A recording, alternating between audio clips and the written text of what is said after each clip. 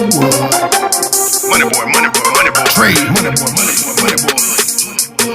Trade. Private jet flights overseas. Damn pieces coming by the week. Well, my man MoneyBoy Trey in the building. He said, hit that like or we gon' fight. Make sure you check him out on YouTube. I'm unaware of how his behavior is inappropriate. It's dangerous. There is a level of sickness that he's selling to the community. And people who are feeling empty inside, people who have low self-esteem, people who feel like stuff is missing in their life is going to grab some of that stuff because it sounds good. So if you don't know that what you're grabbing is stuff that is going to continuously eat at you rather than make you better, you don't know because you feel inadequate yourself, you feel lost. And this is here's a man who's saying, take this. This is going to make you who you are. Right. You know? And I just think, and I don't know if, I'll just go there anyway, but I just remember the Jim Jones phenomena of how people buyed into this man to the point of where they were willing to risk their life for whatever he said, even when they recognized that something didn't feel right. Exactly.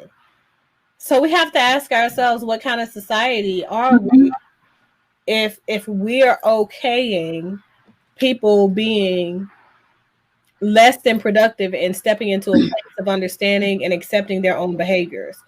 That component kind of speaks to that piece that was highlighted about social comparison theory. And that's what Umar is using for him to manipulate people into a place of insecurity.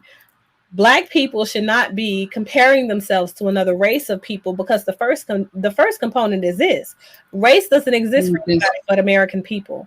That's the first component. And when you start to compare yourself and you start to compare your successes and your failures to that of other people, whether they are of your same race or not, or whatever it is that you want to classify and compare off of, you become a less valuable person at some point because that person that you're going to run up in comparison to may outshine you. And then what? What happens to that secure sense of self and its becoming?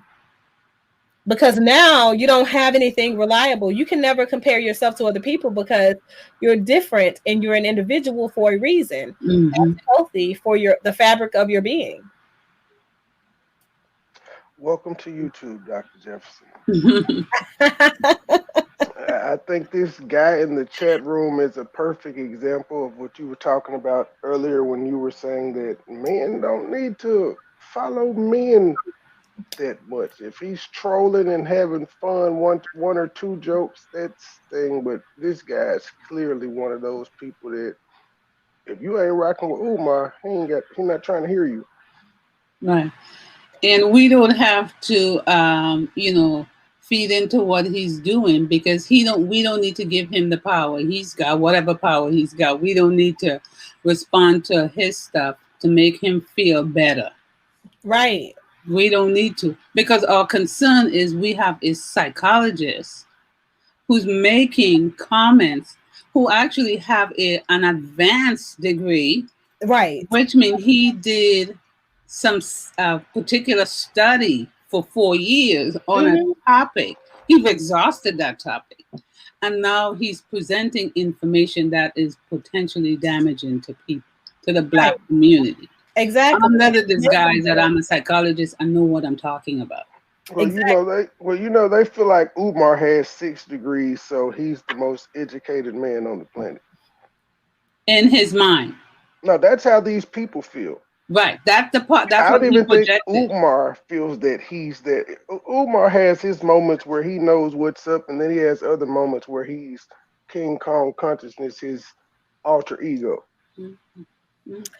Here are my thoughts. After observing his interactions with the one lady, and he wasn't able to give her a viable answer as to why he commented in the way that he commented, as far as like his regard for the LGBTQIA plus community, the way that he approached that was completely unfair to her because he jumped onto a speech that said that the Black community's issue basically is not the same as what the LGBTQIA plus community is, and that's a fallacy. If we look at what is assumed to be the Black community's issue, and we look at what actually is the LGBTQIA plus community's issue right now, it is about being recognized and accepted for who you are, and letting that be your rite of passage. I mentioned to you guys just a moment ago that gender dysphoria is currently a diagnosable mental disorder. Anybody who identifies with the LGBTQIA plus community has this disorder by default. He's mentioned that several times that it's a mental disorder, and that into the 70s it was classified as a mental disorder. So that's not the same. It wasn't? No, it's not the same. Homosexuality and gender dysphoria are two different things. Homosexuality focuses on, when it was a diagnosable disorder, it was around the sexuality, the sexual practices of a person. It was not around the gender identification. And that's why I talked about in abundance the LGBTQIA plus community being off balance, because they're now including sexuality as a component to gender. And it's not. Those are two separate and distinctive identifications. So a person who identifies with a gender that is not their assigned gender at birth, right, qualifies for a diagnosis of gender dysphoria if that person in and of themselves now want to be treated as that other gender that they identify with. If they want to bound their breasts down, right, if they're a woman, if they want to tape their penis down, if they're a man, that is what gender dysphoria is. It has nothing to do with who they choose to have sex with. Gender and sex, sexual orientation are two different things. And the thing is, LGBTQIA community, I keep telling you, they're mixing these things up. Intersex, lesbian, gay, bisexual, transgender. These are things that are intersecting that do not go together if we're going to say that we need to classify identity of gender and then identity of sexual orientation. There are two different things. He blamed Obama for making people homosexual. Who follows a person? I'm like, what is going on? Do you guys think that he's jealous of Obama? Yeah, I think Umar is jealous of any Black person that's more successful than him, to be honest. That's all he goes that are successful Black people. So do you guys think that? What do you think, Susanna? Is he jealous of Obama? Yeah, because he talked about Obama and Michelle's book coming out, because when he made that video where he was talking about Black people are not going to get any stimulus money and all that wonderful jazz. That was, back then they were talking. He was talking about the fact that Michelle Obama's book is going to be released soon, and people shouldn't support her. Her book is going to surpass the Bible and all this extra stuff. He talks about a lot of things that don't make sense, essentially. And some of it might be that when that stuff happens, people are going to gravitate that way and gravitate away from him. Maybe that's some of his concern, that he's gonna lose people. And that's how he identified himself. The more people that joins in with him, and when he pulls up his YouTube and he pulls up his other stuff and he said he sees 1.2 billion people, that makes him who he is. When it really doesn't. That's how he's identifying himself. When in fact he's a man who should be, because of the degree he has, able to provide appropriate, healthy knowledge for the Black male community, if that's what he wants to do. That's not what he's doing. Because your life is not about money. Your life is not about books. When you are by yourself, when nobody's around, what do you do? How do you feel? What do people do and how do you feel? Is he alone when he's by himself? I'd be interested to know how he thinks about him when he's by himself and nobody's around. Because you have to deal with you no matter what. No matter what. So I wanna address some of these questions. Casey asked the question, see, that's the problem, or post the comment. That's the problem. Women are supporting the gay community and the social construct is trying to demasculate. Obama is the face of the gay community. He legalized gay marriage. Gay marriages has been happening long before Obama, even before he was in office. Obama was a little boy. Russ, what's wrong with the gay man? I'm totally not a LGBTQ supporter, but I don't give a damn about them getting married. So what's wrong with them marrying each other, having the same opportunity to marry as every other human does? If you have conversation with people who opposes the gay community, the very first thing that comes out of their mouth is the gay community sexual practice. Right. That's the very first thing that comes out. That's the crazy thing. That doesn't make you a full person. That's just part of who you are. Exactly. And here is the reality, okay, folks? You as a person, right, should have a great enough sense of self to where you're not bothered by the interactions or the actions of other people.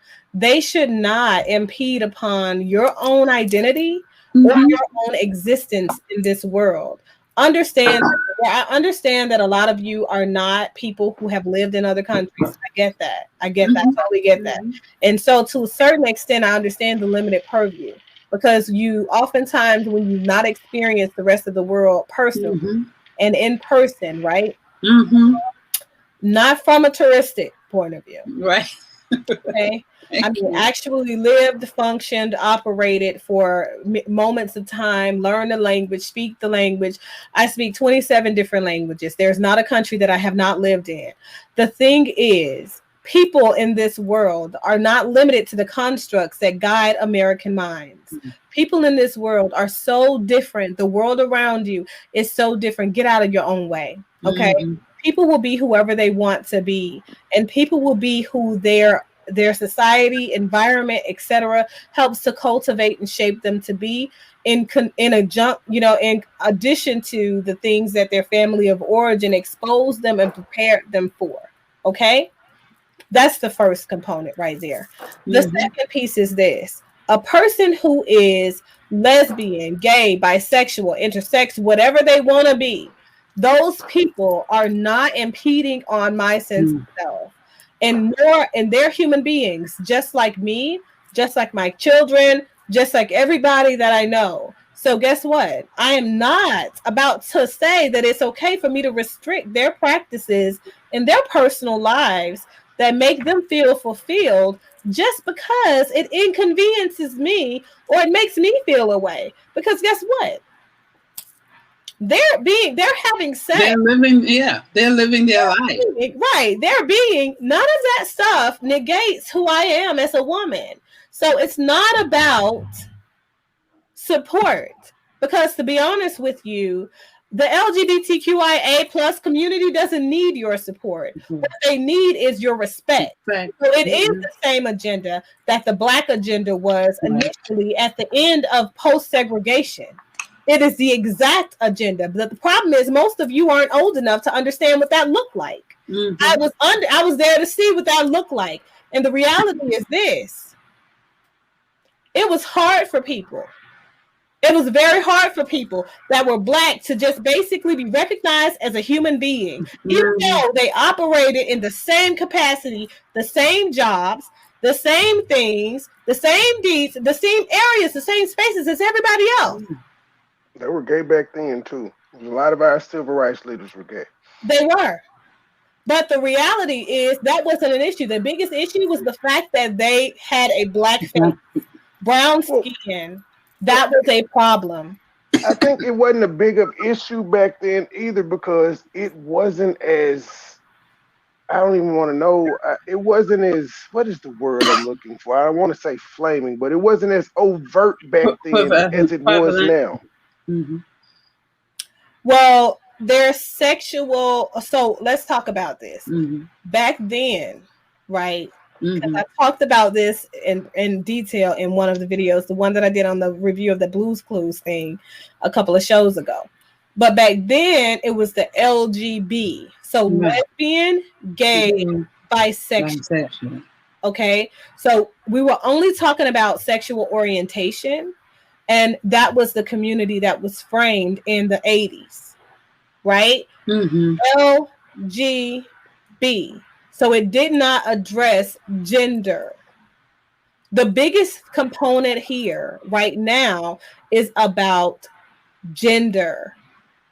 That's the biggest thing when it comes to the recognition and the rights and things like that. But the LGB component is something that everybody considers to be a private thing. That's why it wasn't a big thing, because when who you have sex with is your business. Mm-hmm. It just is your business. I mean, oftentimes, even though we talk about the what is it that one of my clients called it? Hotivity. We talk about the hotivity of people. Personality disorder. I love there's something I love about being a psychotherapist. There is something new in the language. Yeah. So oftentimes we talk about the hotivity of people, right? Mm-hmm. It's the thing. I know. Whole facts. I try not to laugh in sessions, but hearing that, it makes you just have a smirk on your face. I'm like, what's that? Yeah, you know what that is. Yeah, we do. When she explained it to me, I almost died laughing. I was like, I love it. I got it. That's the new thing. That's my new thing. It's like a Carfax on sexual activity. Yeah. So, sometimes we get so focused on hotivity of today's society that we don't remember that people were whores back in the day. Back then too. What do you think the song "Papa Was a Rolling Stone" was about? I be stroking. It's a whole bunch of them. Right. So I know a lot of you were a little bit too young to remember, but some of y'all was chanting these things, didn't even know what you was chanting. Mm-hmm. Because the music wasn't as abrupt and in your face as it is now. Mm-hmm. The message was subtle. We got a whole song, WAP, Wet Ass Pussy. That's a whole thing. It's a real song. And I'm like, that's the thing. That's on the charts. Oh, she one-upped it. She has a song called Thought-ish, and she's being proud of being a thought. That's her new single right now. Exactly. But we look at these things and we act like it's a new behavior, and it isn't. It's one of the most notable things that we see in some people that struggle with borderline personality disorder. As I said earlier, it's not that we're acting.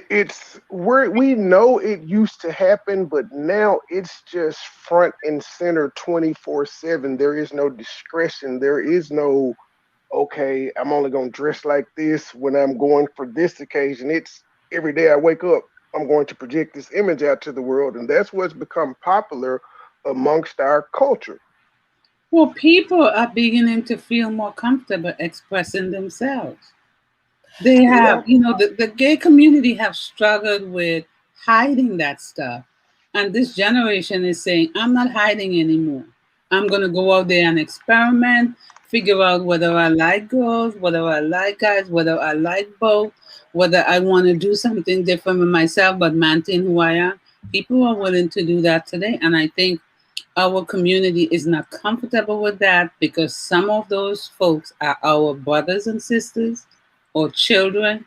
Our mother, your mom who was married to your dad for 30 years says, I like another woman.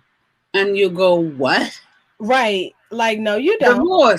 Divorce your dad and is living with another woman. And now we have to live with that and feels ashamed. Exactly. So it seems like both sides are just saying, you know what, screw it. I'm going to express myself in the hell with everybody. Absolutely. That's a nice way to put it. They're stepping forward and saying, I am being the person that I envision I should be. And this is what it looks like. and I'm proud about it. Thank you. That's the thing. Yeah, that's the thing that I want to make sure that I make very, very clear. Mm-hmm. The one thing that I have noticed that is congruent across the board about people that I treat that are a part of the LGBTQIA plus community is that these people have a great sense of self. And the only thing that gets in the way of that sense of self, and then we see the suicide numbers start to increase, Mm-hmm. is the way that society treats them or responds or reacts to them. In their acceptance of who they are, in their expressions of who they are. It's, you know, it's interesting to me because when I was dating, I talk about this all the time because it was one of the things that just kind of scared me. I was on a date with a guy, and the guy was a white guy, and there was a black guy in the restaurant. When I walked in, and I was walking up to him, and the black guy, I guess, people look all the time. I'm accustomed to people looking at me. They stare a bit sometimes, and eventually they stop, and it's okay. And so when I sat down and my date had to go to the restroom, right? He was going to the restroom. This guy came and sat in his seat right across from me. Can you imagine the look on my face? I'm like, he was trying to protect you, black woman. What are we from what? I was like, what are you doing? Why are you here? What are you doing? It was just like, you're a beautiful black queen. Apparently you don't love yourself. I'm here to love you, love on you. I would love to be your man. You don't need to be with this white man. Umar sent him. That you have been conditioned to believe is what you need because the right you play an instrument. I mean, he was extra. He was so extra. I'm telling you, he could have been a poet, a scholar of some Umar. That he heard Umar had just said that he was like, you gotta go stay with the black queen. I'm like, what is going on here? I was like, sir. Get lost. Leave. He was like, no, I'm not gonna leave. I'm gonna stay right here. What you think he gonna challenge me? No, I called the police because you stopped him at this point. Can you please move? Like, oh, what you think? I'm not good enough for you to date? My skin too black? People have their preferences. People should be allowed to date whoever they want to date. I hear more judgment coming from the black community than anybody else when it comes to who you decide to date, who you decide to marry, who you decide to be with. Just doing anything in general, you're gonna get criticized by black people. It doesn't matter what it is. If you decide to do anything, you're gonna be criticized for it. Like, how do you know that? And I hate it when black people in society make the assumption that a person is of a particular race and that's it. That's all to them. Okay? The interesting thing is you don't know what my background is. Okay? So you don't know if I'm 100% a black woman or a mixed black woman or, multicultural. You don't know these things. And I just happen to be. So the thing is this. What shapes my preferences is none of your business. Right. And there is nothing wrong with preference. Right. And it doesn't matter if I have a preference or not. I can date who I want to date. I can go out with who I want to go out. I can be friends who I want with, And the same thing, we have to keep that same energy when it comes to people who are members of the LGBTQIA plus community. They're people. They are individuals. And oftentimes they're more autonomized than people that are in the heterosexual community. Because the level of strength they take to present who they are in front of, a community that is totally against them is significant strength. Exactly. That is a lot of strength. Exactly. And, it breaks my heart that the number, to see the numbers of them who succumb to suicide because the world around them wasn't ready. People, we have got to be people that are more accepting of people who don't look like us. The world does not have to look like you. But the funny part about that is we're the people always talking about people shouldn't judge us based on our skin color. Yep. Based us off our actions, and we're the total opposite. And that's the discord within the black community. Because if you look at my family, there's 4 of us. and there's 4 distinct complexion. Right. You can't. It can't. It's not even light shades or that. It's 4 distinct complexion. My husband, my 2 boys, and myself.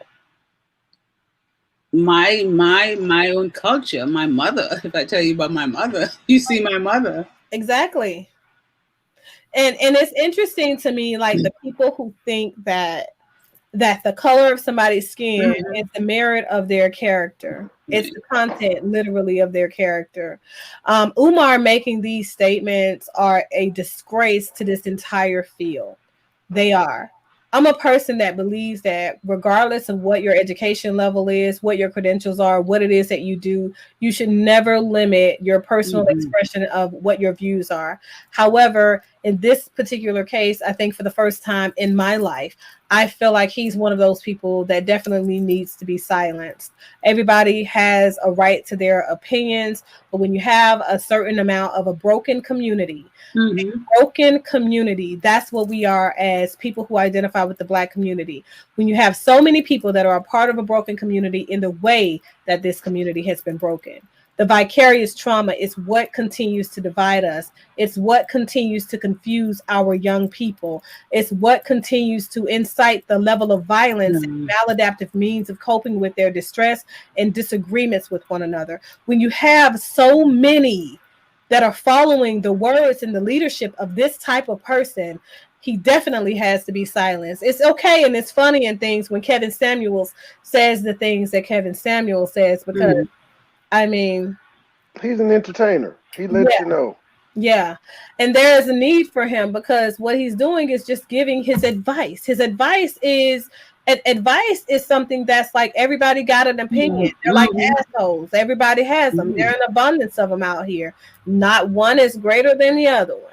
Well, I wouldn't know but I walked right into that one and don't know. The doctor just told on herself. Don't come for me and troll me, okay? Because I don't know. But it's a body part.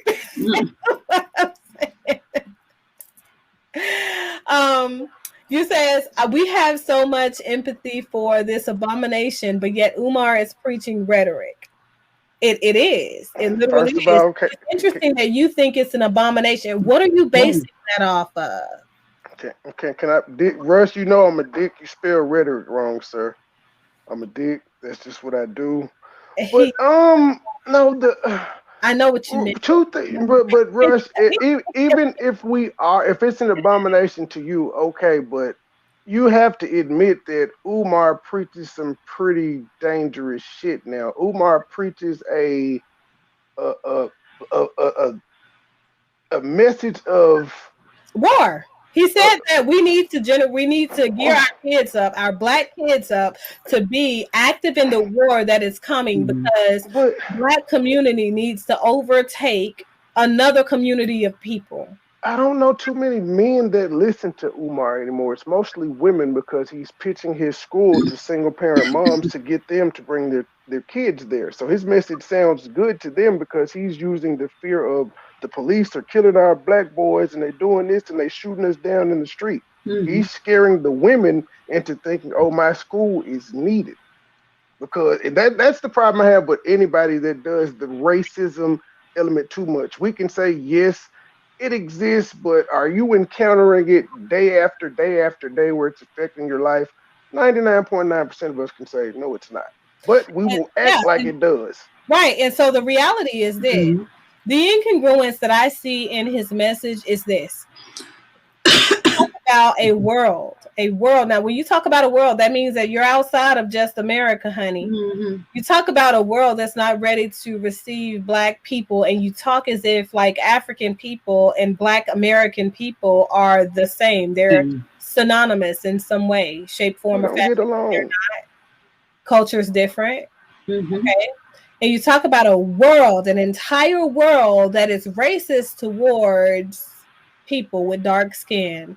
And you talk about policing that is directly targeting Black people. There are behaviors inside of the Black American community that are at bay for the way that the police the Black community. That is the real issue. If you want to fix the issue within the Black community, you have to go your ass into the community, Umar. Go into those communities where Black people are killing one another in insurmountable numbers. Go into those communities and take your teaching to a different level of self-appreciation and self-love and overcoming your obstacles by way of achieving the educational level that you talk about, so important for the Black community. And tell how he made it out. Tell what he did Exactly. to make it out. That's one thing that successful people stop doing. Right. They forget to tell what they did to make it out. But then, like, that's one of the things with LeBron James. LeBron James has been pretty much rich and famous since he was 14. He's had police escorts probably since he was 14 all over the world. But now he got a platform. He's a millionaire, a billionaire almost. And he's like, well, police are hunting us down every day. Bro, like, tell us about the struggles you went through as a teen. And let us know about your issues that you had with the police, since they're a big issue in your life, supposedly. Right. His kids hadn't been pulled over by the police. His wife hadn't. His mom hadn't. He hadn't had any mom stories since he's been It's been 20 years almost. I think that in acknowledging what is the issue inside the Black community, I think that we have to be honest. There are certain things that we're afraid to approach. There are certain truths that we're afraid to accept. There are certain narratives that don't fit our agenda of being, how does one say? A victim. There you go. There you go. I didn't want to say it because people always talk to me about the victim blaming. One of y'all commented that, by the way. So if I'm blaming the victims, let me blame the victims. I believe in accountability and I'm here for it. So I don't play the game of shaming other people in your agenda because it fits what your narrative is that allows you to stay in a place and continue to gravitate towards the behaviors that keep you in the same space of counterproductivity to the end game. And you hold people hostage because you don't know how to fix stuff. And this is a psychologist who doesn't know how to fix stuff. Yeah. I refuse to accept or perpetuate the cycle that keeps Black people in a mindset of hostility, reactivity, hypersensitivity, and those sorts of things because of perceived negative views of the community that we live in towards us, because it's a perceptual thing. How would you know how a person feels about you if you've never engaged with that person? How would you know that a person is going to be racist towards you if you've never engaged with that person? So if you proceed into a conversation and your ideas are that that person has a certain level of bias towards you, you haven't engaged yet, you are now the racist. Umar doesn't even have any racist stories in his everyday life. The only time he comes up with the racist stories is when he's explaining why he's failed to pay a bill. But when he's traveling the country, but while he's traveling the country on these airplanes, staying in these hotels and stuff, he ain't got no problem with the white man. But that's the thing. I told you the reason that he can't share as to how he came out of his situation is because he's made his money, he's built his platform, he's gained his successes by manipulating people that are in positions where they can't find themselves in a more productive space that are a part of the Black community. Manipulating and control. Yes. Yes, he found out how to be a church without religion. I was just saying, he found out how to be a church without religion. But it's interesting to me that he has so much to say, and these people that are commenting feel like, you know, people that are a part of the LGBTQIA plus community are an abomination of humanity. They feel that way. However, where are you getting this information? Who told you this information? Like, what has somebody in that community done something to you? If it's anything, we are more likely to do something to them. Right. Because of our fear. Even if they did, 1 interaction, 2 interactions, 3 interactions with a person does not, or certain people that identify with a certain community don't justify that all of your interactions will be that way. When we talk about the way that the police officers respond to our communities, and we move into a place of resistance and resiliency, where we are staying in our same energy, saying that police officers are targeting us unfairly and all that extra jazz, right? Where do we ever ask the question, what led up to that encounter? Why did the police officer pull me over? Why did the police officer not only pull me over, but why did he respond to me in the way that he responded to me? For the police officer, what was the perceived threat? We don't hear people asking those questions. We just don't. They just assume it's because I'm black. Right. Right. And it might start with you were going 90. Exactly. in a 70s, in a 65-mile zone. So what he's supposed to do is pull you over. Yeah. When he pulls you over, you stick your head out and say, why did you pull me over? And when a police officer asks you to put your hands on the steering wheel, or they ask you to step outside of the vehicle, why are you engaging them with a high level of hostility and emotional reactivity that prevents you from being able to understand what comes next in the process, prevents you from being able to connect and listen to understand what it is that he's asking you to do so that you may comply appropriately? What is it that your responsibilities are as a citizen of the United States of America? I think that becomes an overarching concern for me when it comes to the Black community, because there is a component to Umar's message that really grounded my gears. Because let me tell you something. When you tell people that regardless of your compliance, police officers are still going to blame you for doing something, they're still going to find a way to create a new law that you fall under, and as a result, they're going to prosecute you. That is a lie. That is a blatant lie. Because it's impossible for a law to be developed after you have been arrested for a crime and then you be prosecuted. Charge you for that. How stupid do you think Black people are? For me, that is an insult to the intelligence of every Black person that is listening to that message. And if you didn't take offense to that message, there is something wrong with you. Hard truth. He knows most Black people are stupid. That's why he's been able to collect money for a school for over 10 years. I never hadn't opened. There's nothing. I think that we have to be people that hold ourselves accountable to what we invite into our energy center. If we are Black people that say that we want to cultivate and shape greatness and we want to see ourselves on the side of success, we have to move into a place that positions us for success and education and insight. Stop expecting people to hand you something that you did not work for. Stop expecting something from a system that you refuse to put into. I think it's very interesting to me that Black people say that they are the minority, but when it's time to vote and when it's time to get somebody out of office, when they ask for Black people to come together and they ask for Black people to vote, I'll be damned if that person don't get out of office. We're the majority then. Exactly. We got Trump out of office. Exactly. Like, wait, what? Right. It's just like, wait a minute. Yeah. So y'all went to the polls to keep him from winning. He won, but sometime this time y'all got him out. I don't understand that. So I think that Dr. Umar, I'm calling for accountability.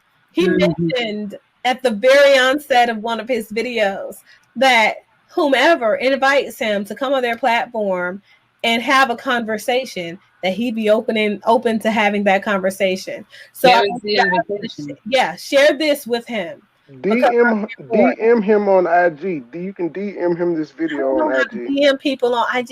I don't know why Trey continues to have me having. Oh goodness, you gotta get with the. Well, he's not young. He know how to IG and he'll respond because you're a woman. But you just hit share. If you're on your cell, I don't know if like on my cell phone, I have all my apps connected. So when I hit share, I can just send it to. You can pull him up. Okay. StreamYard is not an app. No, but StreamYard isn't, but it's on YouTube. So when you get off on StreamYard, you can go to your cell phone and hit share and you can send it to IG, Twitter, You can send it to Twitter, and you can add them. You can. Yes, you have to add. It's to like get his attention. Just like on Facebook, how you have the app to send it particularly to somebody. You do the same. I don't even know how to do that on Facebook. Oh, Oh, girl, you sound old. I have Okay, we may have to talk to Beaver. Okay. yeah, I'm gonna have to go to my technological expert, the 12-year-old.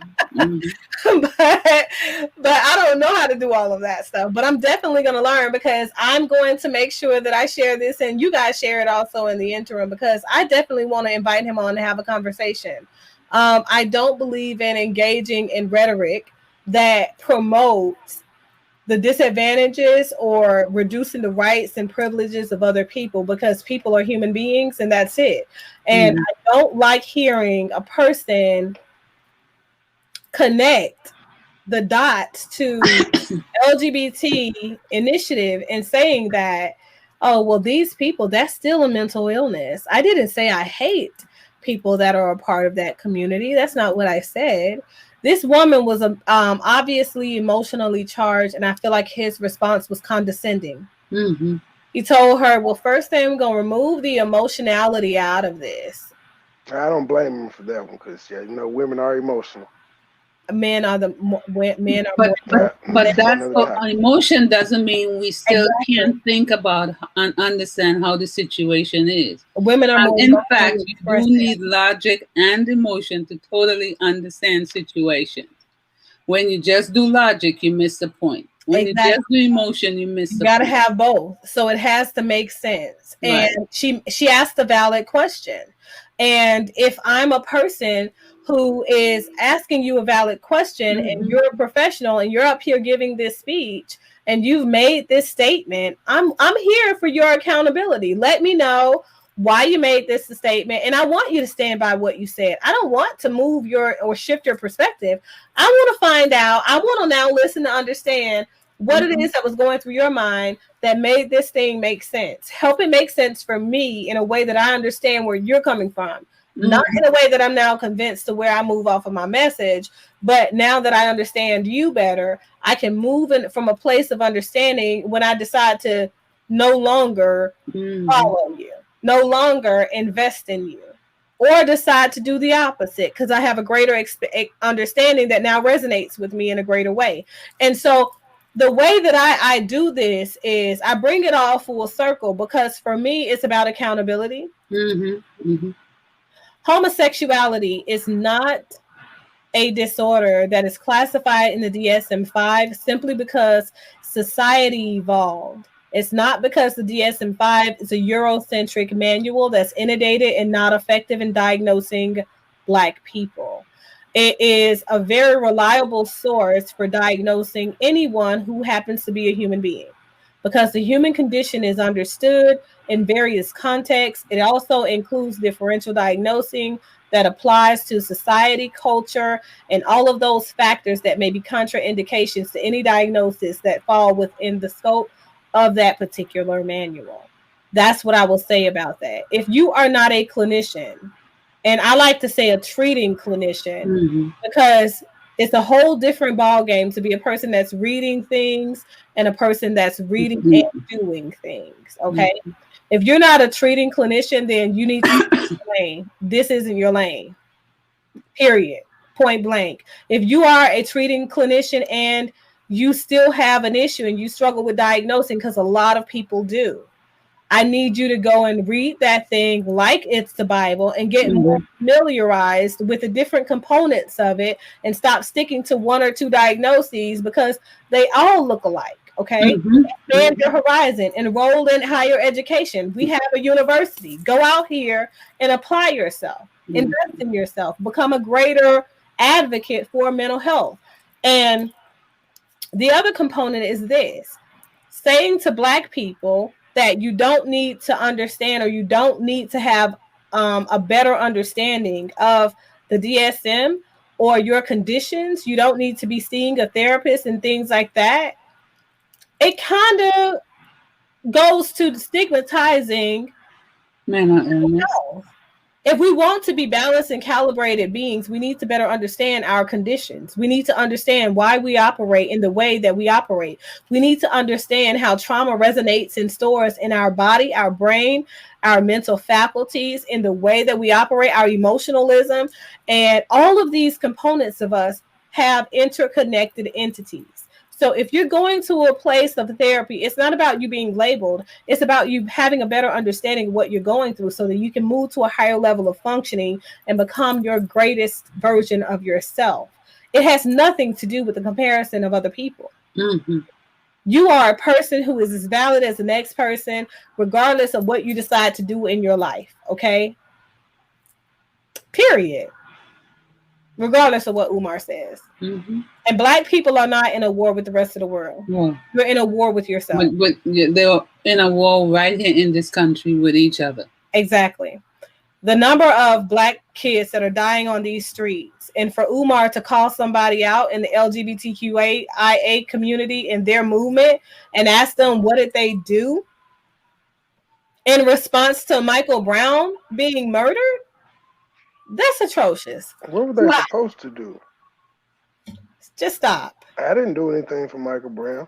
Exactly. What the hell are you doing for the insurmountable numbers of kids that are being killed by one another in the Black community? That's my question to him.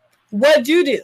And like I shared earlier, the young kid who didn't wear his mask, and the girl said the store requires a mask. He walks out the store, comes back and shoots the lady, kills her. Oh, in Atlanta, I saw that. Yes. Well, in Decatur, I saw that the other Mm-hmm. day. Mm-hmm. Ended somebody's life over a mask. Shot the clerk. Yep. Yeah. That's where he needs wounded to a step deputy. it. So help me understand, where is the accountability?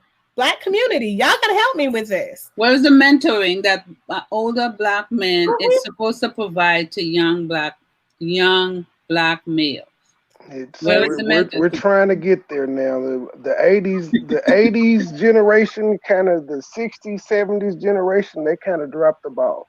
But those were our civil rights leaders and things of that nature. True. The 80s guys, they were.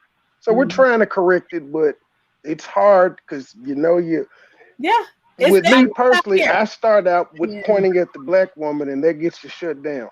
Mm. Well, that's part of his role, believe it or not. That's the perception he has, that I'm a mentor. So I understand what it's like to be a Black male in the community. And when I tell you something, I'm talking about experience, and this is what you need to do because this is what's worked. And what he's sharing is not healthy. Exactly. It's even not safe. So, right. And instead of inciting a sense of self, a sense of individualism, a sense of acceptance, a sense of acknowledgement, a sense of greater being and purpose in Black people, he's inciting violence. He's telling people to get ready for a war. Where is this perceived fear coming from? Told you that this is what's the coming. What are you, like the next disciple of God or something? Is he talking to you? You sure? Yes. He's compared himself to Jesus several times. He says they share the same birthday. Well, he wants to be Marcus Garvey. There's a diagnosis for that too in the DSM. Right. No, these are public things that he said, though. He compares himself to Jesus all the time. Sure. So does the guy who has lost his ability to have reality. Says he is. He's here. God is telling him that. We understand catatonic because God's wrath came over him because he didn't kill all of those people. Well, he talks about the Orishas. He sticks to African gods and goddesses. So he uses fancy stuff to confuse his audience. Look, let me make something very clear. Okay. There are several tribes and several nations in Africa. Most African people in developed parts of Africa are Christian. Or Catholic. But he says that was forced on them by the colonizers. It wasn't forced on them. No colonizers. I'm just telling what your Omar say. I agree with you. That's BS. I can have a couple of Africans come on here and talk about it. I have a couple of Africans in my network. We'll bring them on with him. Okay. Gone to seminary. I mean, and it's a very important thing for them, to their culture, because the difference in African people and Black American people is this: They have a sense of self. So, yes. They know who they are. They have traditions and rituals. Exactly. That passed down over the, and it's, they don't need Umar Johnson. The role of the elderly is to continue to pass that down. Yeah, they don't need Umar Johnson. They got they got a whole other thing for them. It wouldn't make sense to them. He'd be lost. Right. So the reality is this: we have to become people that have a greater understanding and a greater capacity to operate with true understanding when we're dealing with other people. People are going to be who they are. Who are we to judge them? And when I listened to you when he told a woman that the first thing he said was he was going to remove emotion. That's a way of shutting her down. Yeah, that's a way of telling the audience, women are emotional, can't think straight, can. So her point of view is invalid. Her yes. So let me straighten this out. But that's a control issue right there. Exactly. He's controlling his audience to continue to live in stereotypical ways of how people is. Because the reality is not all women is emotional. Whatever that's supposed to mean. Right. Well, even if we are emotional, that doesn't mean that we operate off of emotion in and of itself. Right. Emotions are part of the human condition. Right. You are a person that has no effect whatsoever. That means you treat them, Dr. J. I'm gonna let y'all have that one tonight. But Dr. Jefferson, you said, who are we to judge? I keep telling you, I am here to judge. We all are here to judge. But as we judge people, and the people that we judge should realize, we should and they should realize, our judgment doesn't mean shit. It's not to the larger role of their conditioning and who they are. And so that's what I'm saying. So I definitely hold people accountable. I judge people for their actions that are not necessarily conducive to the goals or the overall gain that they say is their end game. And the same thing with Umar. I think that he is definitely out of line for doing what he's doing now. But it doesn't mean that I feel like my ideals of who people are and how they become are greater than their own personal ideas that they hold themselves. Exactly. It's just a judgment. My judgment of people, only time it makes me treat them differently if I think it's detrimental to my life. Or other people for me. Because that's kind of the nature of the business that we do. And it may not be a judgment. It's an understanding because of the kind of work we do that we have a little more insight into understanding behavior. Because we are a creature of habits, believe it or not. We have a little more insight of understanding behavior.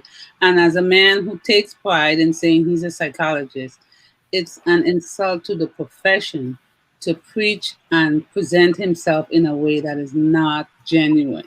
Exactly. That's the issue. And that's not a judgment.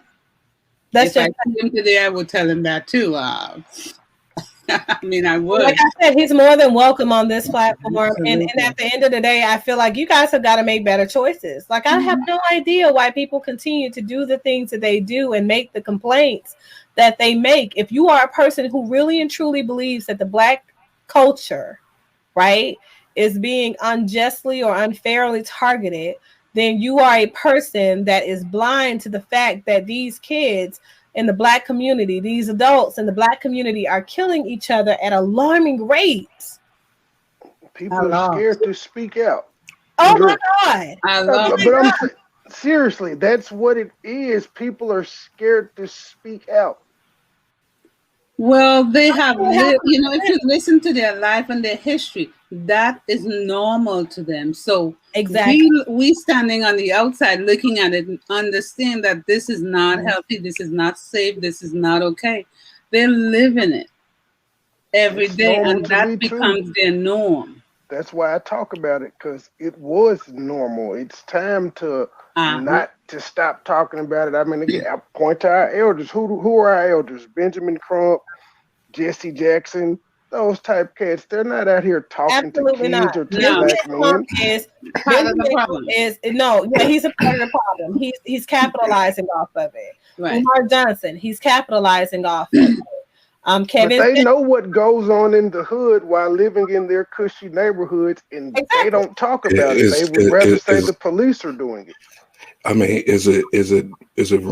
I mean, let me. I'm trying to say this right. Okay. Are we putting too much responsibility on one person? Of I course, mean, he's saying what he's saying, but it's up to the right people to grab it and gravitate the with it. right person. So You when know you what I'm saying? when you sat down and you had this conversation with these other black men who sat there and they were for it and they gave you a platform to have this conversation with people that were following their platform, okay? And your words were that you are here to replace the conditioning in the black community that makes the black community less apt to fight the war that is coming and the war that black people are in. And you're having these conversations. I played y'all the video. What do you mean? Like, this is what he said he's here to do. He's here to correct the issue. I mean, I don't like Dr. Umar, first of all. You know what I'm saying? So don't try to reverse pin that on me that I'm speaking. No, because that's what we do to each other when somebody having an opinion. You know what I'm saying? Yeah, it's not about not liking. And I've been in fights with Umar. I've been in fights with these Umar conversations and stuff but that's what I'm people saying. are not looking at it logically. Person who likes or dislikes him because I don't know him, and my personal opinions of you, even if I do like you or don't like you, doesn't negate it. It doesn't negate the validity of claims if you make claims that make sense. I'm about pragmatic. Susanna, I'll tell you, I don't care. I could not like you. If you say something that makes sense, I personally do not like Kevin Samuels. I can say that openly, without a shadow of a doubt. However, the guy is entertaining. He's entertaining. What can I say? Man, I think that question would have more validity if you were asking that about Tommy Sotomayor, Kevin Samuels, and Kwame Brown. These guys are just entertainment figures. We mixing up too much stuff right now. Well, no, I'm just trying to stay direct on what we're talking about. Okay, I'm getting back to your Umar. I'm saying when you asked the question, are we giving too much power to that one man? I said that question would be more valid if you were asking it about people like Kevin Samuels, who we know are entertainer. Umar goes around saying that he was a principal, he was a school psychologist, he does this, he writes books. So he's presenting himself as a professional, telling black people that white people hate them.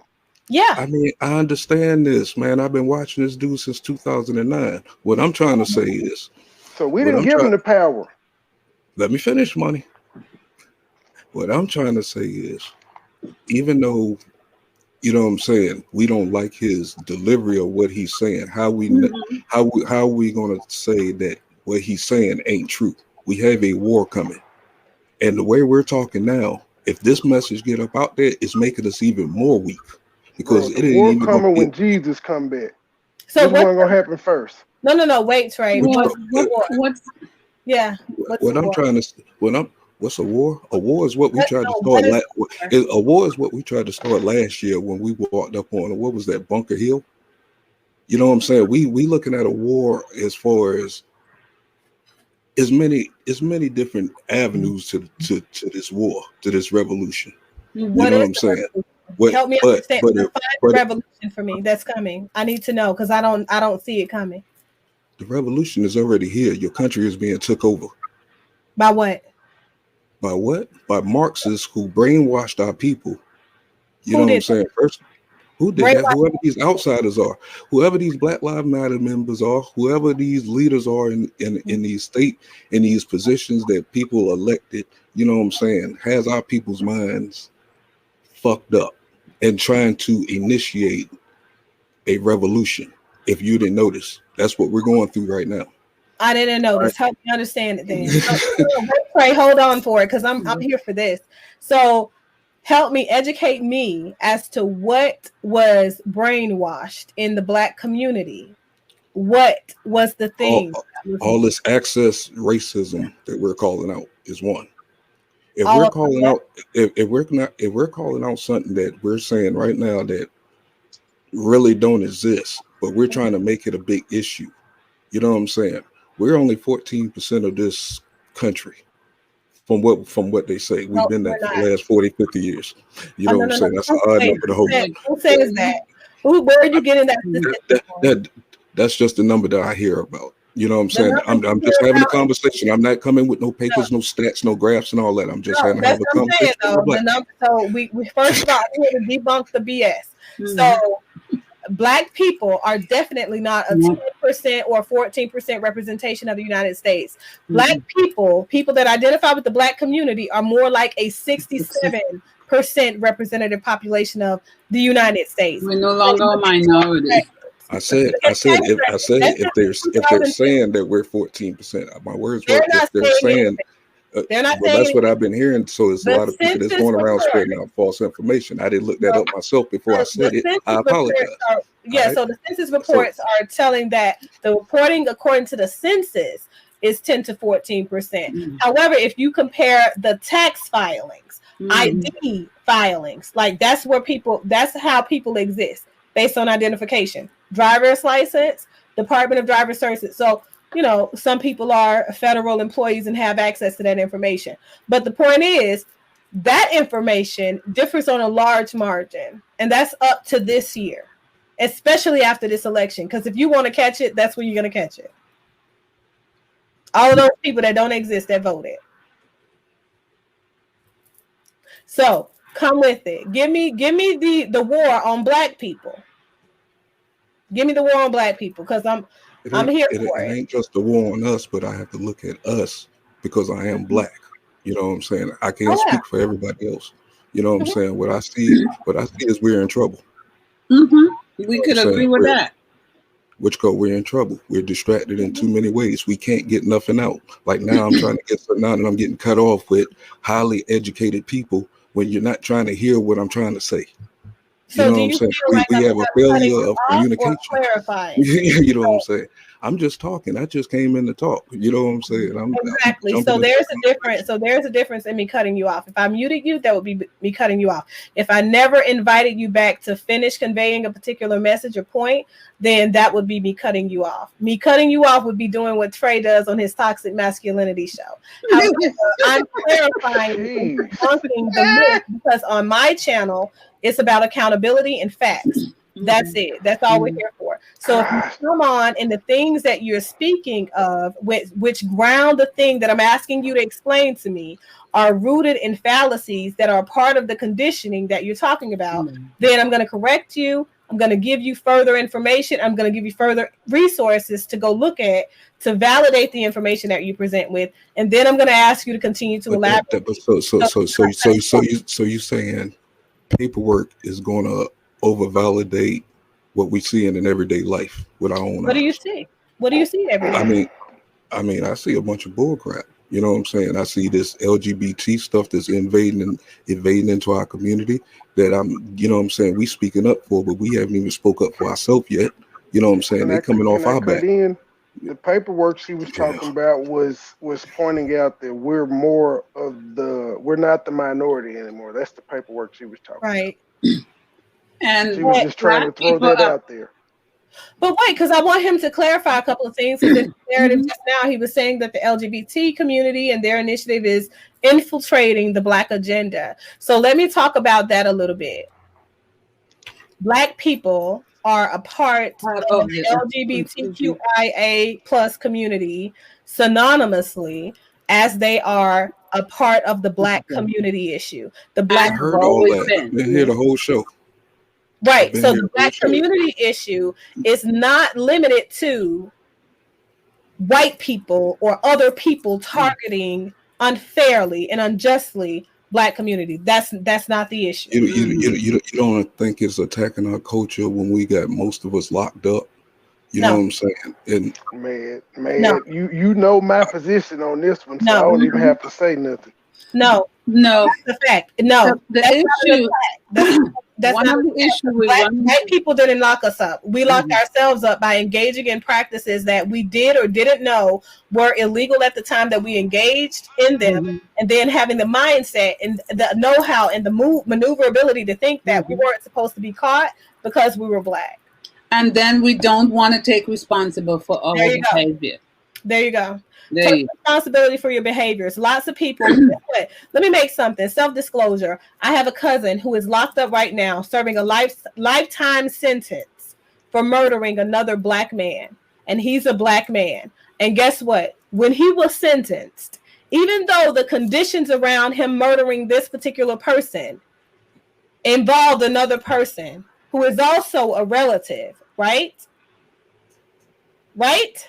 And he's been locked up for 25 years now, serving that sentence.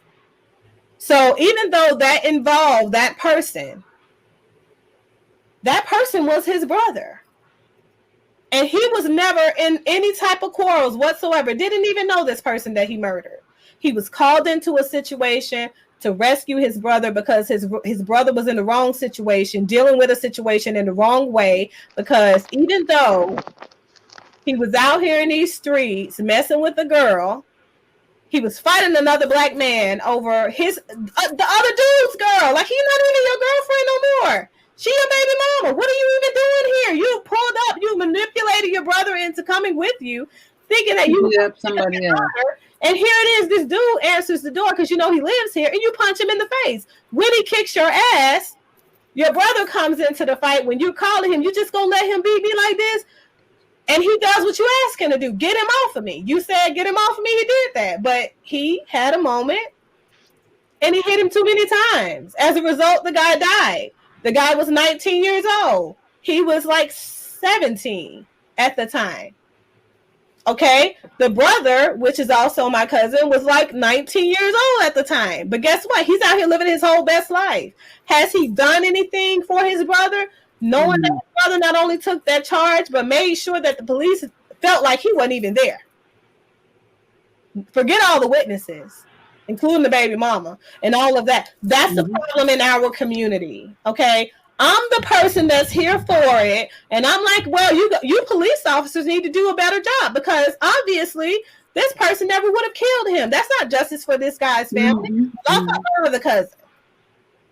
I'm here for it. I do not play when it comes to accountability. This young man lost his life because somebody else couldn't manage their emotions. Because a woman decided to move on, and that's in the black community. All of that is in the black community. The reason why the issues exist in the black community and we are locked up is because people like you feel like somebody else is targeting us, and all of us getting inside of our inner psyche, making us do these things. First of all, I never had a chance to even say that. Your assumption was. Your assumption is what you just said. That I didn't never say that. Let me finish. You don't see all of us locked up. You never mind. You know what? This conversation ain't going the way I planned it to go. So I'm gonna go ahead and step down. That's fine. I thought you was on the money team for real. I'm 100% about accountability. You treat me like shit on your panel. That's what it is. So my thing is, you guys will not come on here spewing lies. It's about accountability. If you're a part of the black community, you need to take accountability. These people, these children dying, that is an issue. That is the black community's issue. That is our wars within ourselves. If we fail to recognize that this is the issue, and we continue to target the police officers unfairly that are trying to police our communities that we've allowed to get out of control, then we are a part of the problem. I point out all the time that if we feel like the police are unpolicing us fairly and our community is the majority black, why aren't more black people becoming police officers? But they are. Yeah, but they're blue now. They're not black anymore. Well, I'm saying it's still not cool to be a police officer. We can say they're joining, but there's still these parents that say, fuck the police, you ain't gonna be the police, we don't talk to the police. That still exists. Agreed. And that's the part of the problem. That's why these children are growing up and they commit crimes like they commit. And they think that they're supposed to get away with it because the black community has conditioned them to think that they are above the law. They are unfairly targeted when they commit crimes. I understand the content of us saying some people who are not black get sentenced to less time than black people. If that's the argument, I can entertain that. What I cannot entertain is how many of us are in jail, right? For actually doing the crime. Exactly. I know we hear that about the weed all the time, and I'm asked all the time, well, do you think that they should let all the people out that sold weed back then now that it's legal? I said no, because it was illegal at the time that they did it. Right. It's illegal still today in some states. In some states, it's still illegal. So it's about whether or not you're operating from a place of legality when you're doing the things that you're doing. If you are a person that promotes people operating in illegal practices, right? Illegal practices. What else do you expect to be the outcome? What else do you expect to be the outcome? If you're a person that thinks that it's okay for our young people to be out here strung out on drugs, and you can't see that that's an issue in the Black community, that we are people that are more willing to okay the use of substances and medications in our kids that they don't necessarily need as a means to silence them. If you are that kind of person, before you're able to say that we need to be held accountable for our actions, be more sensitive to our children and our women in our community because they are the future of our community. You know what I'm saying? Like, for me, those are issues. And to me, that is where the war is in the Black community. Yeah, it's a confusion as to where we belong. So my problem with Umar's message is the inconsistencies in his position in the Black community. So you have to make it make sense for me. When I ask people, somebody please educate me, help me understand where this war is in the Black community. And you tell me, oh, well, you start out with, well, you don't see all of us locked up. That's not an answer to the question. I don't see enough of us locked up. When you're talking about unsolved crimes, unsolved murder cases in the hundreds of thousands in the United States for just the last 3-4 years. You understand what I'm saying? In the Black communities, a lot of murderers running around. Right. To me, that is a problem. I don't see how you guys don't see that's a problem, because the issue really is this. I see people complaining about Tamika Mallory a lot because she's now taking on Tamir Rice's mom in that movie and stuff like that. And they're like, oh, well, she ain't care about us. She just chasing a bag. Tamir Rice's mother never had to really understand what the real issue was in Black America until Tamir Rice was dead.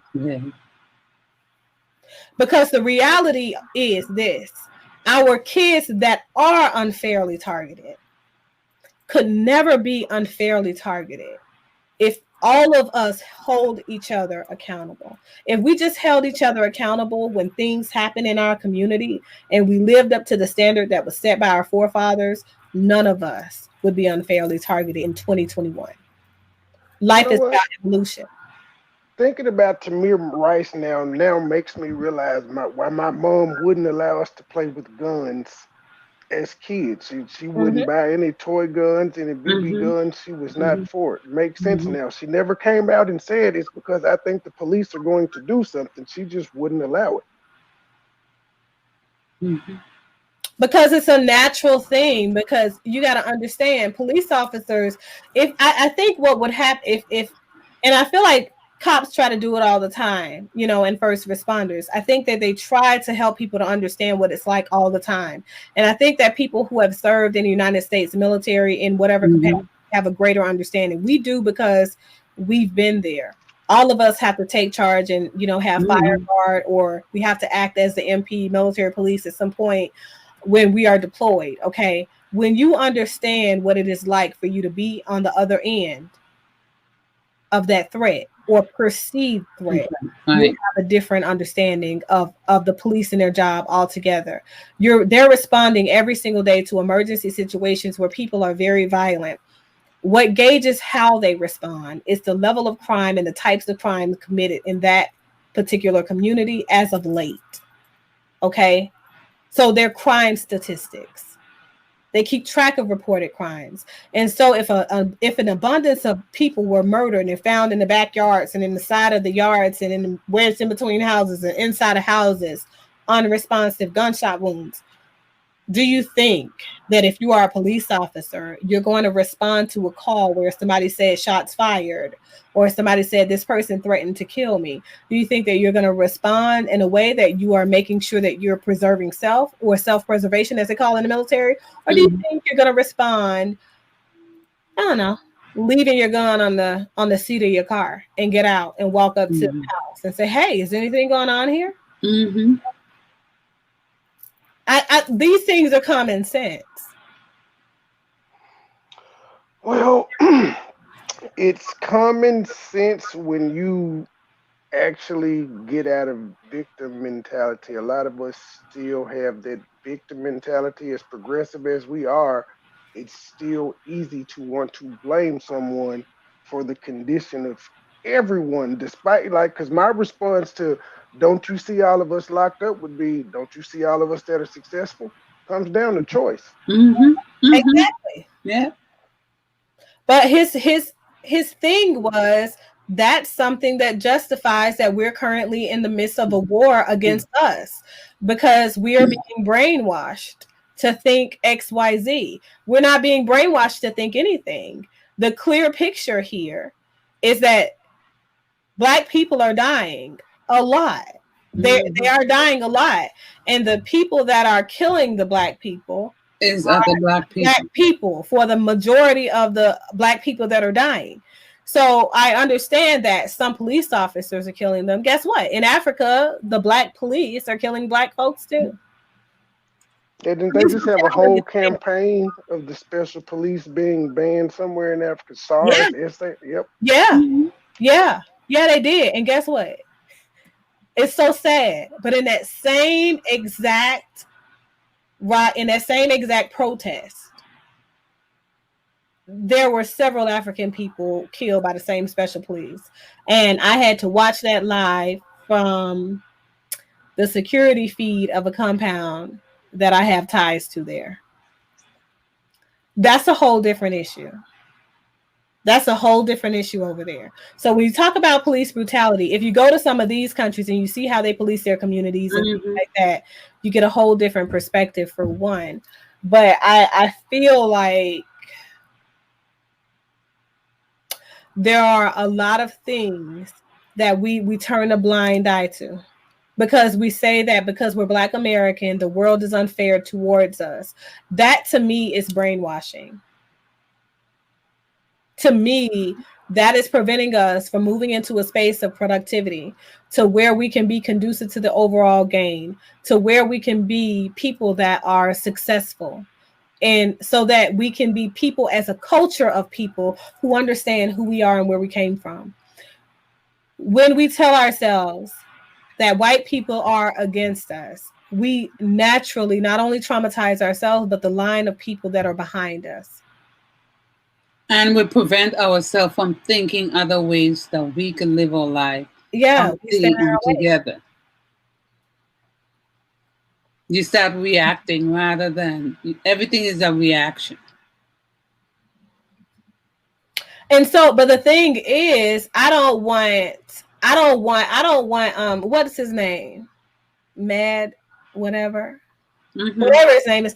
My thing is this: your message is not invalidated. It's just not received by me as a truth of the Black condition, because the Black condition right now is that the Black community is lost as to who we are as a society, what it means to be a person that is Black American, because the reality is we're so separated and we want to continue to divide ourselves while the ancestors, the forefathers that built this platform for people to thrive that look like you, that look like me, those people were about inclusivity. They were not about separatism.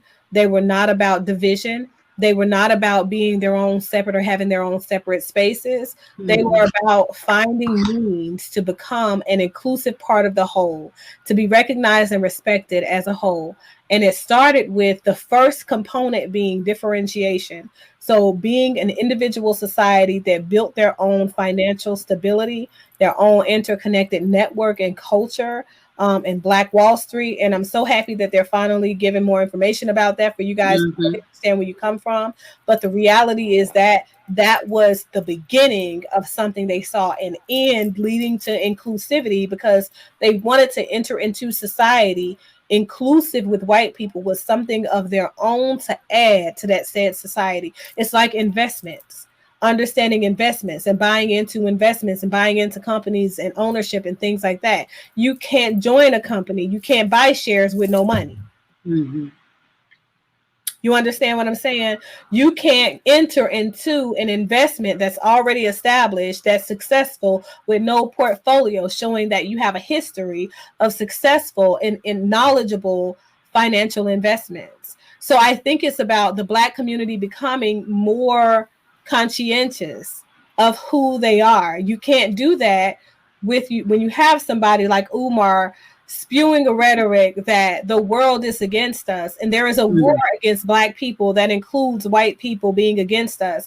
You cannot have a person that is divisive within the Black community saying that the lesbian and gay agenda is not the Black agenda. It's not the same as the Black agenda. If we're aligning ourselves with a better understanding, we understand that the exact same thing that the LGBTQIA plus community is they're going through right now is the exact same thing the Black community. Black Americans had to go through post-segregation. Literally, it was about being recognized as an individual, recognized as somebody that could be respected as a human being, that had innate rights that they were entitled to, the result of them being a human being and the Constitution being something that had been amended to include them as a recognized entity because they are a citizen. So it's about a greater capacity for understanding.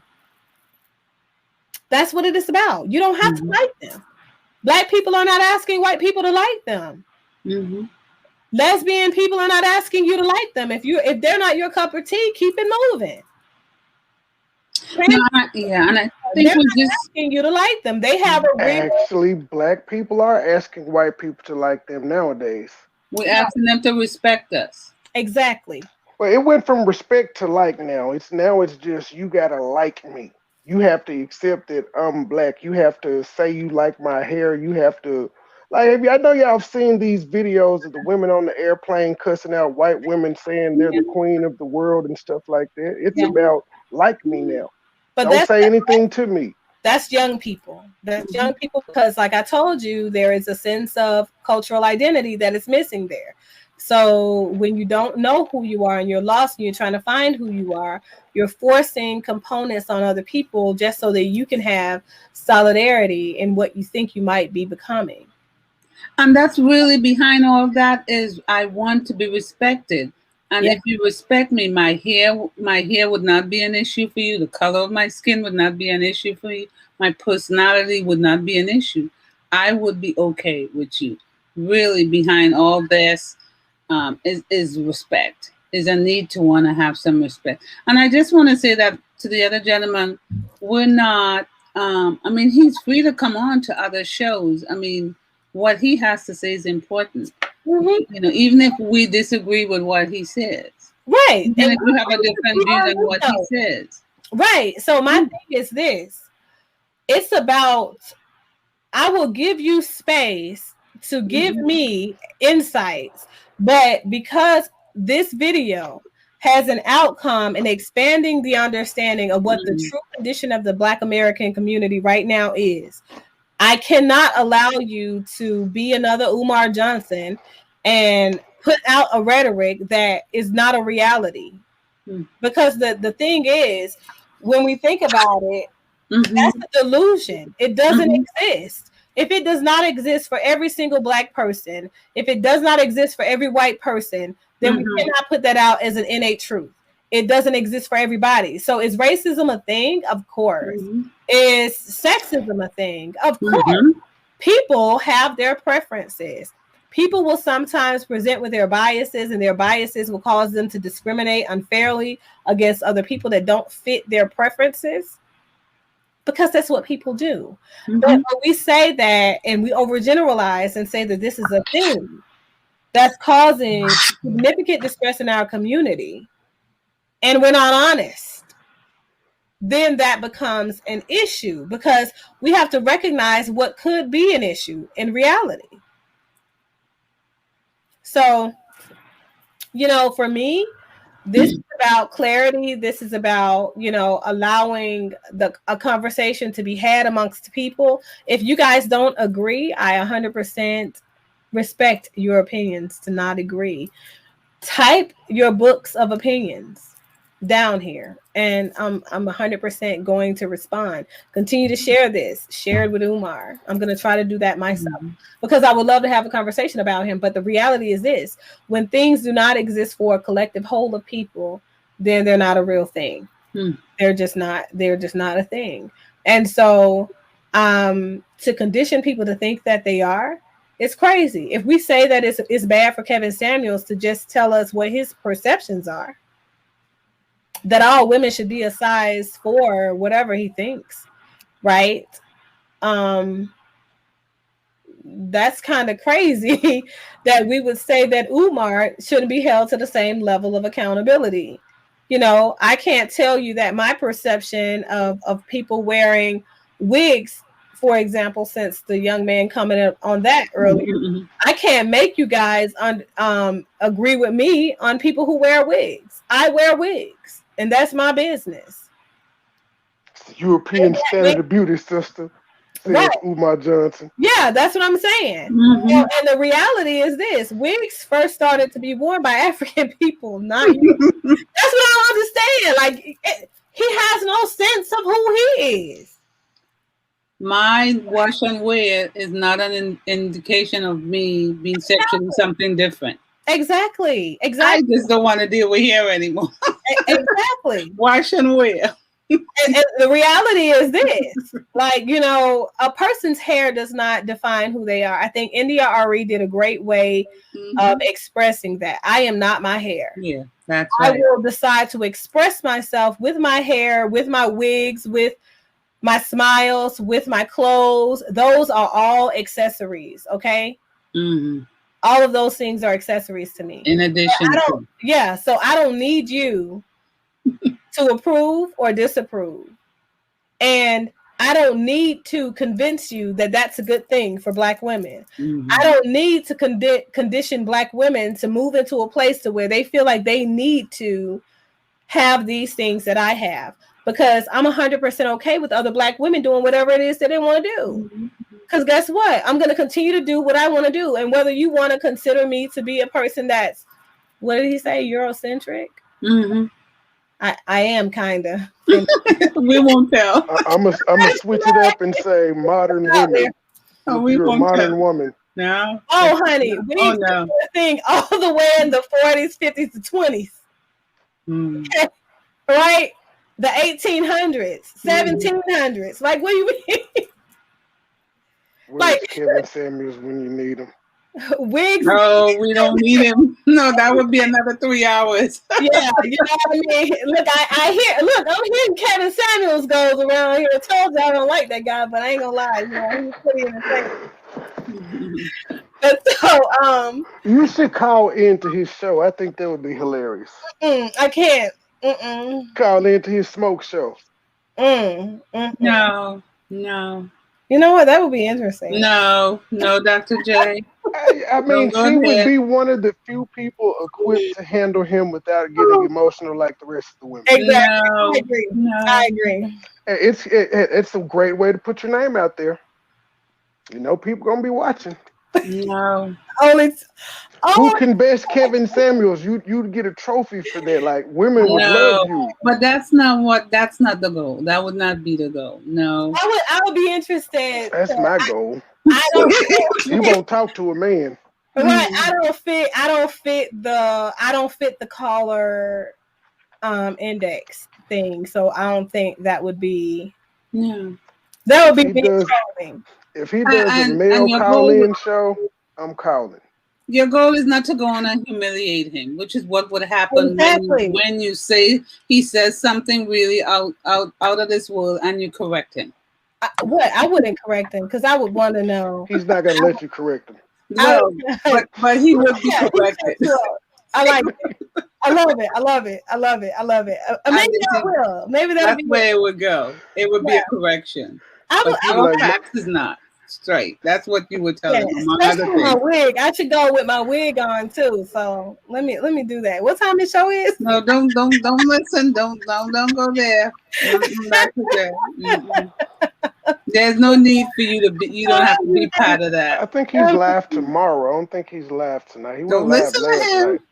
Don't listen to him. I'm not gonna let money bags over here. This could that interview that call-in show could turn you into Dr. Ayana. Look, I don't want to be her. That's the most famous woman that I know that's a doctor. I want to say Dr. Phil because then you would be offended. Oh yeah, we would. I would be offended. Either way, both of them are people that are very scrutinized in our field. I have a profound respect for some of her approaches. I do too.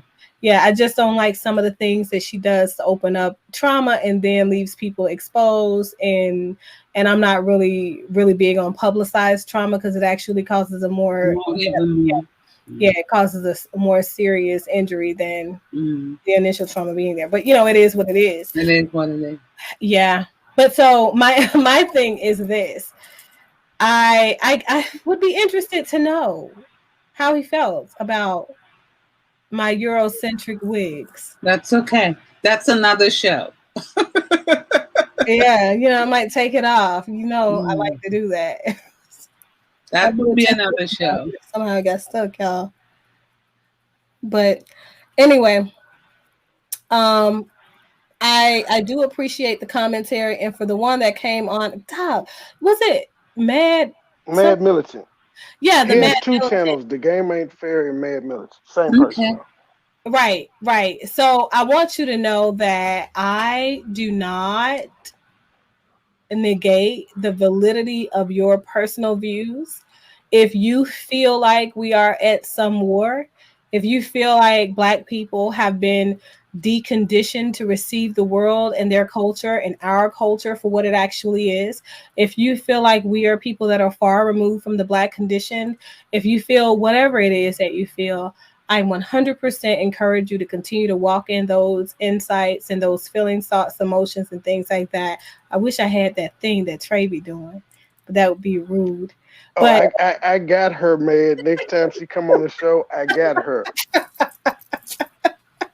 but I feel like I really feel like this has been a really good discussion, and you brought some very interesting parts of the conversation into question. I simply cannot buy into that idea because from a more expansive view, that's not a reality. And I understand a lot of Black people with their views because of your lived experiences and things like that, you see things differently. The way that we see life has a lot to do, our perceptions has a lot to do with our reality around us.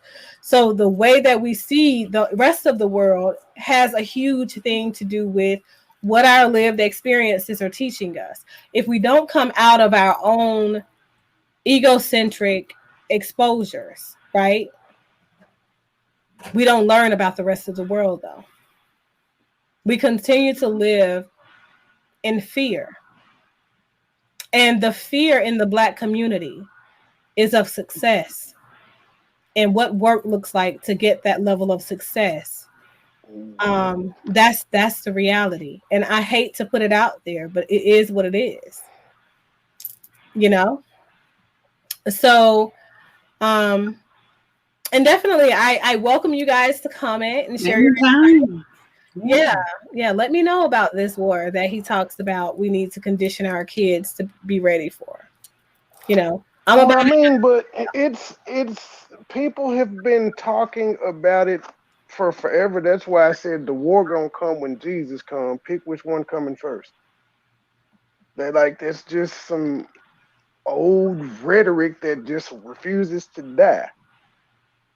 That they've been saying it since forever. It's going to be a race war. It's going to be a race war. It's going to be a race war. It hadn't happened yet. What's the holdup? We have more guns than ever now, and the race war still hadn't broken out. If anything, as much as I don't like Black Lives Matter, that kind of showed us where America is. There's all types of people in the streets together, protesting for the same cause. Exactly. It may just be an analogy rather than a real war. Right. And it's a war within ourselves rather than people actually fighting. Yeah, because it's a perceived thing. It's a perceptual thing. Mm-hmm. It's not about the reality. The reality is America is a country that has finally become less divided and more interested in engaging with one another, regardless of what they look like. Mm-hmm. The thing is, I've seen more white people. I've had more conversations with white people. I've hosted panels on Zoom in the aftermath of the murder of George Floyd. And that was a very emotional time for this entire nation. People of every color came together. And I mean, by the hundreds, by the thousands. Okay. Mm-hmm. I had to open up webinar space and everything. Separate ones in order to encompass what we needed for us to have these conversations. And to be honest with you, across the board from state to state, I saw more white people showing up, trying to be very genuine in supporting the Black community, but also trying to find space to grieve, because that was a loss for everybody. That was a wake-up call for everybody. And I think that the larger issue here is this. The police force there is made up of people that look all different colors. Mm-hmm. And this particular person, even though we want to say it was due to race, it was not. So the larger issue with the fact that George Floyd was murdered, because this man was he didn't only have a history of being that way with Black people. That's the thing that I hate about the news media. They didn't put out Derek's history of being that way with people who have substance use issues. That was the larger issue at hand. And that's what broke my heart, because we're putting out misinformation to incite the type of things that we've seen cause a further divide. Yep. And so Derek had a problem with people that use substances. Substance use is not limited to the Black community. It's everybody. He had a problem with using excessive force with them because he had inadequate training. He was a person that suffered inside of himself with his identity. And he murdered a person. And that murder affected everybody that had a chance to see it. It was a trauma for the whole world. You understand? And especially people that are mothers, for women. We had to watch a young man lose his life. And they're like, oh, he was in his 40s, so he could have. That's a baby. We have recently found that the human condition can sustain life for 110 to 115 years, folks. Where is he on that continuum? He's just started to live his life. He hasn't even gotten things in alignment yet. You understand? And police brutality caused the life of this man. And that's a real issue.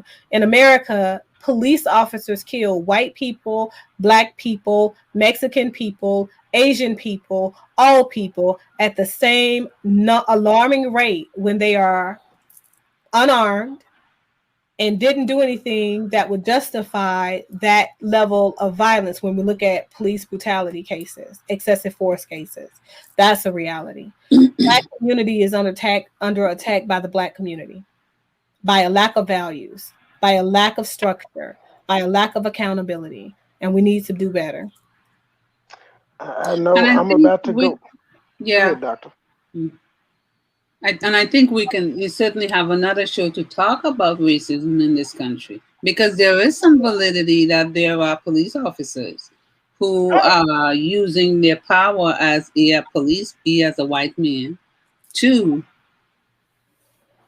lack of a better word, eradicate that person in front of them who happens to be a Black man. I don't see a lot of racially targeted police brutality. I see police brutality as a police brutality issue. So just because an individual has racist undertones, or just because a person is racist, doesn't make them a bad police officer. You know, I mentioned, like, when one of my sons was arrested, the cop that arrested my son last summer, and this is in the same county police officer that murdered police office jurisdiction that murdered another Black boy that was the same age as my son when he was arrested. Okay. The same police force, Cobb County Police here in Atlanta, Georgia. So When my son was arrested, he was arrested by a racist officer. Everybody knows that she's racist. Everybody knows it. I didn't have a problem with her arresting my son. Neither did my son.